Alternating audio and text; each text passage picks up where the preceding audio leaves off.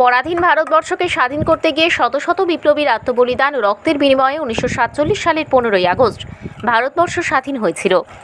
স্বাধীন ভারতবর্ষে ব্রিটিশের পতাকা নামিয়ে স্বাধীন দেশের তেরঙ্গা পতাকা উড়েছিল।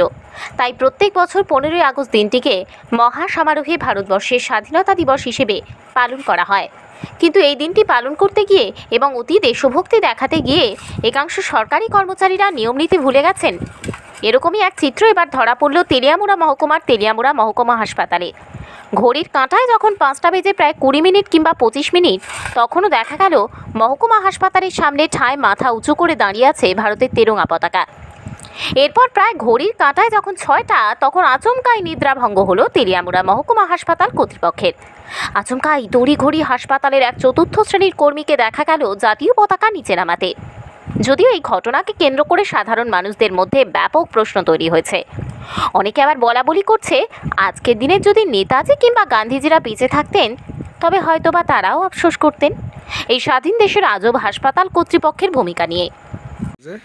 5:40। আচ্ছা, আপনার সামনেই তো তেলিয়ামুড়া মহকুমা হাসপাতাল। হ্যাঁ, তো এখানে যে জাতীয় পতাকাটা এখনও লাগানো আছে নি উপরে? আছে। 5:40ও লাগানো আছে। তো কি মনে করেন যে আজকে তো যা স্বাধীনতা দিবস পালন করা হয়েছে সারা রাজ্যব্যাপী, সারা দেশব্যাপী, তো এখানে মহকুমা হাসপাতালে জাতীয় পতাকার কি অবমাননা হয়েছে না মনে করেন? নামানোর কথা তো 5টায়, তারা আসেনি হাসপাতালে কেউ, আছে কিন্তু তারা নামাইতেছে না কেন জানেননি? না, আমি কি বলবো। তো এখন পর্যন্ত 5:40 বাজে জাতীয় পতাকা এখনো টাঙ্গানো আছে না?